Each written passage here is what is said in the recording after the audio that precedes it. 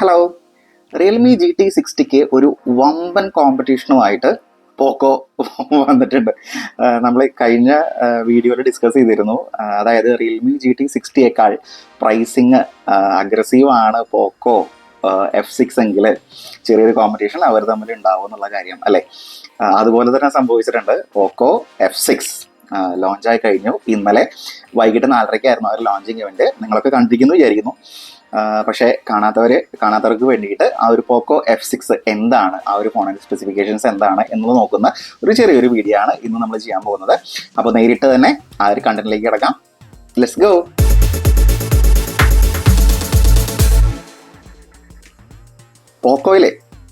പോക്കോ F6 അവർ launch ചെയ്യുന്നതിന് മുമ്പ് തന്നെ അവരുടെ ഒരു ടാഗ് ലൈൻ എന്നുള്ളത് ഗോഡ് മോഡ് ഓൺ എന്നായിരുന്നു. ശരിക്കും എന്താ പറയുക, അവർ ആ പ്രോസസ്സറിൻ്റെ അതിനെയാണ് ഒന്ന് ബൂസ്റ്റ് ചെയ്യാനായിട്ട് ശ്രമിച്ചിട്ടുള്ളത്. പ്രോസസ്സർ വേറെ ഒന്നുമല്ല, 8 Gen സീരീസ് ആണ് വന്നിരിക്കുന്നത്. 8S Gen 3 ആണ്. അതായത് 8 Gen 3യുടെ സെയിം ആ ഒരു ആർക്കിടെക്ചർ തന്നെ ഫോളോ ചെയ്യുന്നു. കുറച്ചൊരു പവർ കുറഞ്ഞ 8 Gen 3യേക്കാളും പവർ കുറഞ്ഞ കുറച്ചൊരു പ്രോസസ്സറാണ്. പക്ഷെ ആർക്കിടെക്ചറായിട്ട് സെയിം ആയിട്ട് എന്താ പറയുക, സെയിം ആ ഒരു ലൈനപ്പിൽ തന്നെയാണ് എന്നുള്ളതാണ് പോക്കോ F6 അവകാശപ്പെടുന്നത്. എനിക്ക് തോന്നുന്നു 8S Gen 3യിലെ ഇന്ത്യയിലെ ഫസ്റ്റ് മൊബൈൽ ഫോണും ഈ പറയുന്ന പോക്കോ F6 ആയിരിക്കും. ഇനി നേരിട്ട് നമുക്ക് ഫോണിലേക്ക് കിടക്കാം. ഫോണിൻ്റെ ഞാൻ പറഞ്ഞല്ലോ, മെയിൻ USP എന്ന് പറയുന്നത് പ്രോസസ്സർ തന്നെയാണ്. സ്നാപ്ഡ്രാഗണിൻ്റെ 8S Gen 3 പ്രോസസ്സർ. പിന്നെ അതിനകത്ത് ഗെയിമേഴ്സിന് വേണ്ടി പോക്കോ ഐസ് ലൂപ്പ് സിസ്റ്റം, അത് എന്താണെന്ന് നമുക്ക് അതിലേക്ക് വരാം. പിന്നെ 120 Hz 1.5K AMOLED display. Peak brightness എനിക്ക് തോന്നുന്നൊരു 2000 താഴെ ആയിരിക്കണം. റിയൽമി ബോസ്റ്റ് ചെയ്ത പോലെ ഒരു 6000 നിറ്റ്സ് ഒന്നുമല്ല, ഇവർ നോർമൽ ആ ഒരു ബ്രൈറ്റ്നസ് നിറ്റ്സ് തന്നെയാണ് പറഞ്ഞിട്ടുള്ളൂ. ഇനി എന്താണ് ബാക്കി കാര്യങ്ങളിലേക്ക് വരുമ്പോൾ, OS-ൻ്റെ കാര്യം പറയുമ്പോൾ hyper OS out of the box ആണ്. എന്താ പറയുക, ആൻഡ്രോയിഡ് 14 തന്നെയാണ് ഔട്ട് ഓഫ് ദ ബോക്സ് ലഭിക്കുന്നത്. പിന്നെ നമുക്ക് ഈ നേരത്തെ പറഞ്ഞ ഒരു നമ്മൾ ഇന്നലെ റിയൽമി GT60യിൽ ഒരു GT മോഡ് 5 പറഞ്ഞിരുന്നു അല്ലേ. അതുപോലെ തന്നെ പോക്കോയിലുള്ളൊരു മോഡാണ് വൈൽഡ് ബൂസ്റ്റ് 3. ഇത് ഗെയിമേഴ്സിന് വളരെയധികം എന്താ പറയുക, ഗെയിമേഴ്സിന് മാത്രമല്ല, അത്യാവശ്യം നല്ല ഗ്രാഫിക്സ് ക്വാളിറ്റി, അതായത് ക്വാളിറ്റി ഗ്രാഫിക്സ് കണ്ടന്റ് ഉള്ള ആപ്പുകൾക്കോ ഗെയിമുകൾക്കൊക്കെ ഉപകാരമാവുന്ന ഒരു സംഭവമാണ് ഈ പറയുന്ന വൈൽഡ് ബൂസ്റ്റ് 3 എന്ന് പറയുന്നത്. LPDDR5X RAM ആണ്. LPDDR5X ആണ് റാം കൊടുത്തിരിക്കുന്നത്. അതുപോലെ തന്നെ UFS 4.0 ആണ് സ്റ്റോറേജ്. ഇതിൻ്റെ വേരിയൻസ് പറയുമ്പോൾ 8GB, അതായത് 8GB വേരിയൻറ്റും 12GB വേരിയൻറ്റും ആണുള്ളത്. 8GB 256GB, 12GB 256GB, 12GB 512GB. ഈ 12GB 256 കഴിഞ്ഞിട്ട് ഒരു 16GB 512GB ആണ് ശരിക്കും കൊടുക്കേണ്ടിയിരുന്നത്. അത് ഈ പറഞ്ഞ പോലെ അവർ കൊടുക്കുന്ന ഒരു പ്രൈസിൽ 2000 രൂപ കൂട്ടിയാലും പ്രശ്നമില്ലായിരുന്നു. കാരണം വെച്ചിട്ടുണ്ടെങ്കിൽ ഈ ഒരു 256ഉം 1252 നമ്മൾ ആ ഒരു സ്റ്റോറേജിന് ഡിഫറൻസ് മാത്രം വരും. ആ ഒരു എക്സ്ട്രാ കൊടുക്കുന്ന ഒരു പൈസയ്ക്ക് ആ ഒരു റാമും കൂടി കുറച്ച് കൊടുത്തിരുന്നെങ്കിൽ, കാരണം എസ്പെഷ്യലി ഇതൊരു ഗെയിമിംഗ് ഓറിയന്റഡ് ആയിട്ടുള്ള ഒരു ഫോൺ ആയതുകൊണ്ടും നമ്മൾ കഴിഞ്ഞ റിയൽമി GT60യിൽ പറഞ്ഞതും ഈ ഒരു സെയിം പോയിന്റ് തന്നെയായിരുന്നു. അതായത് ആ ഒരു 12512 എന്നുള്ളത് മാറ്റിയിട്ട് ഒരു 16512 ആയിരുന്നെങ്കിൽ കുറച്ചുകൂടി നന്നായേനെ എന്ന് തോന്നി.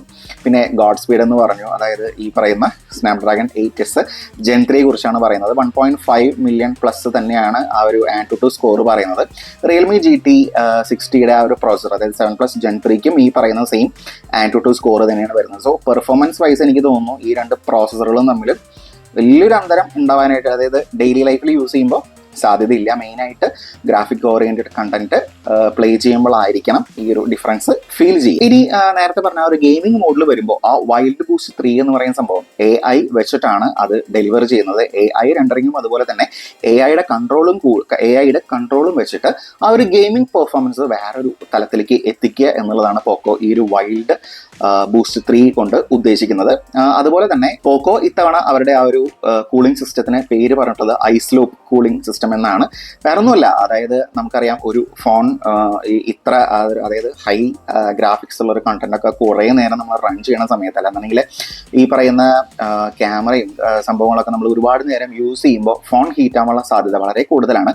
അപ്പോൾ ആ ഒരു ഹീറ്റിംഗ് കുറയ്ക്കുക എന്നുള്ള ലക്ഷ്യത്തോട് കൂടിയിട്ട്, അതായത് മാക്സിമം ആ ഒരു പ്രോസസറിനെ പ്രൊട്ടക്ട് ചെയ്യുക എന്നുള്ള ആ ഒരു കാഴ്ചപ്പാടിൽ അവർ കൊണ്ടുവന്നിട്ടുള്ളതാണ് ഈ ഒരു കൂളിംഗ് സിസ്റ്റം ഒക്കെ. റിയൽമി അത് വേറൊരു പേരിട്ട് വിളിച്ചു. നമുക്ക് ഈ പറയുന്ന പോക്കോ അവരുടെ ആ ഒരു കൂളിംഗ് സിസ്റ്റത്തിനെ ഐസ് ലൂപ്പ് സിസ്റ്റം എന്നാണ് വിളിക്കുന്നത്. സംഭവം മെക്കാനിസം ഒക്കെ സെയിം തന്നെ ആയിരിക്കും.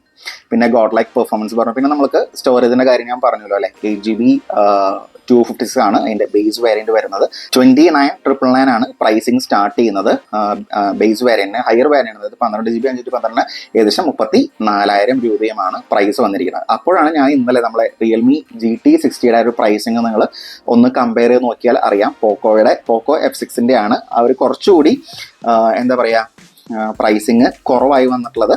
കുറച്ചുകൂടി നല്ലൊരു പ്രോസസറും ഇൻ ടേംസ്, അതായത് പേപ്പറിൽ കേട്ടോ, ഡെയിലി ലൈഫിൽ ഞാൻ പറഞ്ഞില്ല നേരത്തെ ആ ഒരു ആൻഡ്രോയിഡ് സ്കോർ വെച്ച് നോക്കുകയാണെന്നുണ്ടെങ്കിൽ രണ്ടിൻ്റെ പെർഫോമൻസ് ഏകദേശം സെയിം ആവാനുള്ള ചാൻസ് ഒക്കെ ഉണ്ട്.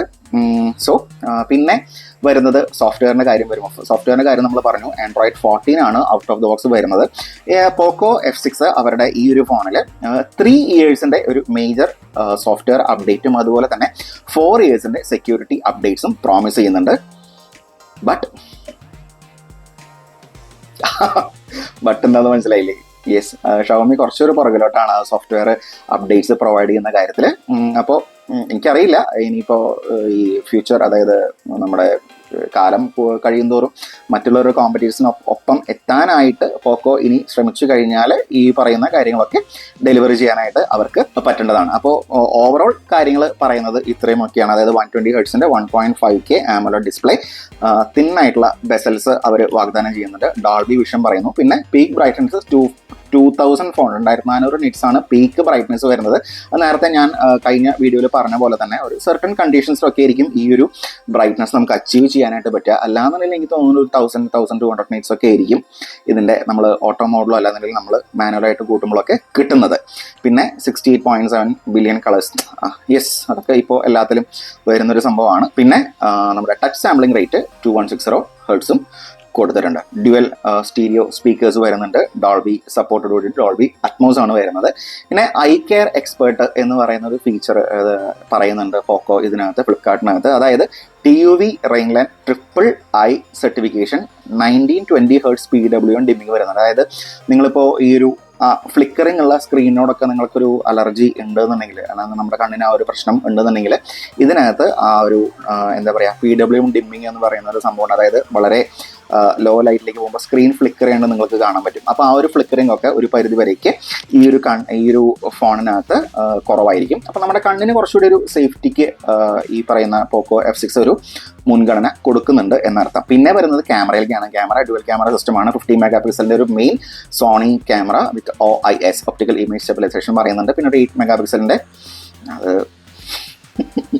OIS-ഉം EIS-ഉം സപ്പോർട്ട് ചെയ്യുന്നു എന്ന് പറയുന്നുണ്ട്. HDR റെക്കോർഡിംഗ്, 4K 60 FPS ആണ് വീഡിയോ റെക്കോർഡിംഗ് പറയുന്നത്. 2x ഇൻ സെൻസർ സൂമും കൊടുത്തിട്ടുണ്ട് മെയിൻ ക്യാമറയ്ക്കകത്ത്. ബാറ്ററിയുടെ കാര്യം വരുമ്പോൾ 5000 mAh ബാറ്ററിയാണ് വരുന്നത്. പോക്കോ പറയുന്നത് 5000 mAh വീക്കെൻഡ് ബാറ്ററി എന്നാണ്. അതായത് വീക്കെൻഡ് കൊണ്ട് ഉദ്ദേശിക്കുന്നത് ശനി ഞായർ ദിവസങ്ങളാണ് നമ്മൾ പറയുന്നത്. അപ്പോൾ ഇവർ ഉദ്ദേശിക്കുന്നത് 2 ഡേ ബാറ്ററി ലൈഫ് ആണെന്നുള്ളത് അനുമാനിക്കുന്നു. 5000 mAh വെച്ചുകൊണ്ടൊന്നും അതായത് 2 days ബാറ്ററി ലൈഫ് കിട്ടുമെന്ന് എനിക്കറിയില്ല. കാരണം അതായത് ഇപ്പോഴത്തെ ആപ്പുകളൊക്കെ പവർ കൺസ്യൂം ഭയങ്കര കൂടുതലാണ്. പ്രത്യേകിച്ച് നമ്മൾ 5Gയിലൊക്കെയാണ് നമ്മൾ പ്രവർത്തിക്കുന്നതെങ്കിൽ ഈ പറയുന്ന 2 days ബാറ്ററി ഒന്നും വെറുതെ പറയാമെന്ന് മാത്രമേ ഉള്ളൂ. കിട്ടുമായിരിക്കും. അതായത് ലൈറ്റ് ടു മോഡറേറ്റ് യൂസിലൊക്കെ നമുക്ക് എങ്ങനെയും ഒപ്പിച്ചങ്ങോട്ട് എത്തിക്കാമെന്ന് മാത്രം. അതായത് കോൾസ് ലിമിറ്റഡ് ആക്കുക, നിങ്ങളുടെ വെബ് ബ്രൗസിംഗ് ലിമിറ്റഡ് ആക്കുക, ചാറ്റിംഗ് ലിമിറ്റഡ് ആക്കുക, ഗെയിമിംഗ് ലിമിറ്റഡ് ആക്കുക, യൂട്യൂബ് കണ്ടന്റ് നമ്മൾ കൺസംഷൻ ലിമിറ്റഡ് ആക്കുക. അങ്ങനെയൊക്കെ ചെയ്ത് കഴിഞ്ഞാൽ പിടിച്ചൊക്കെ നമുക്ക് വേണമെന്നുണ്ടെങ്കിൽ ഒരു 2 days ഒക്കെ എത്തിക്കാം. ബട്ട് നോർമൽ ലൈഫിൽ ഒരു 1 day അല്ലെങ്കിൽ 1.5 days ഒക്കെ നോക്കിയാൽ മതി ഈ ഒരു 5000 mAh വെച്ചിട്ട്. പിന്നെ വേറെ പ്രത്യേകത എന്താണെന്ന് വെച്ചിട്ടുണ്ടെങ്കിൽ ഫാസ്റ്റ് ചാർജിങ് കൊടുത്തിട്ടുണ്ട്. 90 വാട്ട്സിന്റെ ടർബോ ചാർജിങ് കൊടുത്തിട്ടുണ്ട്. ഇവർ അവകാശപ്പെടുന്നത് 50 hours of music play back, 11 minute കൊണ്ട് തന്നെ പകുതി ശതമാനം, അതായത് 50% ചാർജ് ആവുന്നതാണ് ഈ പറയുന്ന 90 വാട്ട്സ് അവരുടെ ചാർജർ വെച്ച് ചെയ്യണം. അവരുടെ ചാർജ്, അതായത് തന്നിരിക്കുന്ന ചാർജറും കേബിളും വെച്ചാൽ മാത്രമേ നമുക്ക് ഈ പറയുന്ന ഫാസ്റ്റ് ചാർജിങ് അറ്റൈൻ ചെയ്യാനായിട്ട് പറ്റുള്ളൂ. 17 hours വീഡിയോ പ്ലേ ബാക്ക് പറയുന്നുണ്ട്. 24 hours ഓഫ് സ്റ്റാൻഡ് ബൈ പറയുന്നു. 30 hours of calling. 30 hours of calling ഒരു പക്ഷേ കിട്ടുമായിരിക്കാം, കണ്ടിന്യൂസ് ആയിട്ടുള്ള calling. But depends upon your network. ചാഞ്ചാടിക്കൊണ്ടിരിക്കുന്ന നെറ്റ്വർക്കിലേക്കാണെന്നുണ്ടെങ്കിൽ ഈ പറയുന്ന സംഭവം കിട്ടില്ല. കാരണം നെറ്റ്വർക്ക് കുറയും തോറും ബാറ്ററി ഇങ്ങനെ സെർച്ച് ചെയ്തുകൊണ്ടിരിക്കും. അതായത് ബാറ്ററി കൂടുതൽ വലിച്ചുകൊണ്ടിരിക്കും. അത് നെറ്റ്വർക്ക് എവിടെ കിട്ടുന്നു എന്നുള്ളത് നോക്കാനായിട്ട്. അപ്പം ആ ഒരു കാര്യത്തിൽ എന്താ പറയുക, ഡിപ്പെൻഡ്സ് അപ്പോൺ യുവർ നെറ്റ്വർക്ക് എന്ന് മാത്രമേ നമുക്ക് പറയാൻ പറ്റുള്ളൂ. ബട്ട് ക്ലോസ് ടു ദിസ് നമുക്ക് അച്ചീവ് ചെയ്യാനായിട്ട് സാധിക്കും. അപ്പോൾ ഇത്രയുമൊക്കെയാണ് പോക്കോ F6ൻ്റെ വിശേഷങ്ങൾ എന്ന് പറയുന്നത്. ഇനിയിപ്പോൾ ഇതിൻ്റെ ലോഞ്ച് സെയിം റിയൽമി GT60യുടെ അതേ സെയിം ഡേറ്റിൽ തന്നെയാണ് 29th മെയ്, ഈ മാസം 29 തന്നെയാണ് ഫസ്റ്റ് സെയിൽ വരുന്നത്. ഉച്ചയോടെ പോയിട്ടുണ്ടാവും. അപ്പോൾ ഏത് വേണമെന്നുള്ളത് തീരുമാനിക്കുക നിങ്ങൾ തന്നെ. ഇപ്പോൾ നമുക്ക് സോഫ്റ്റ്വെയർ അപ്ഡേറ്റ്സിൻ്റെ കാര്യം ഞാൻ പറഞ്ഞ കഴിഞ്ഞ എനിക്ക് പറയാൻ വിട്ടുപോയിട്ടുണ്ട്. റിയൽമി GT60 ഇതിനകത്തും ഈ പറയുന്ന 3 years മേജർ സോഫ്റ്റ്വെയർ അപ്ഡേറ്റും അതുപോലെ 4 yearsൻ്റെ സെക്യൂരിറ്റി അപ്ഡേറ്റ്സും ഇവർ പറയുന്നുണ്ട്. പ്രൈസിങ് എന്താ പറയുക സ്പോട്ട് ഓൺ ആയിട്ടുണ്ട്. ATES Gen 3 എന്ന് പറയുന്ന ഈ ഒരു പ്രോസസ്സറിനെ അവർക്ക് 30,000 രൂപയ്ക്ക് താഴെ ഇൻട്രൊഡ്യൂസ് ചെയ്യാൻ പറ്റിയെന്ന് പറയുന്നത് hats of two Poco. But പലർക്കും ഉള്ളൊരു പ്രശ്നമാണ്, അതായത് പോക്കോ എന്നൊരു ബ്രാൻഡിൻ്റെ റിലയബിലിറ്റി അല്ലാന്നുണ്ടെങ്കിൽ ലോഞ്ചിറ്റിവിറ്റി എന്ന് പറയുന്ന കാര്യങ്ങളൊക്കെ. ഇപ്പോൾ എൻ്റെ അച്ഛൻ പോക്കോ M3 കഴിഞ്ഞൊരു 2-2.5 വർഷത്തോളം അദ്ദേഹം ഉപയോഗിച്ചിരുന്നു. പിന്നെ അത് ഹാങ് ആവാൻ തുടങ്ങി, അപ്പോഴാണ് അത് മാറ്റിയത്. പിന്നെ അതുപോലെ എൻ്റെ അനിയൻ യൂസ് ചെയ്യുന്നത് പോക്കോ X4 Pro ആണ്. അതും വലിയ തരക്കേടില്ലാതെ അത് യൂസ് ചെയ്യാനായിട്ട് പറ്റുന്നുണ്ട്.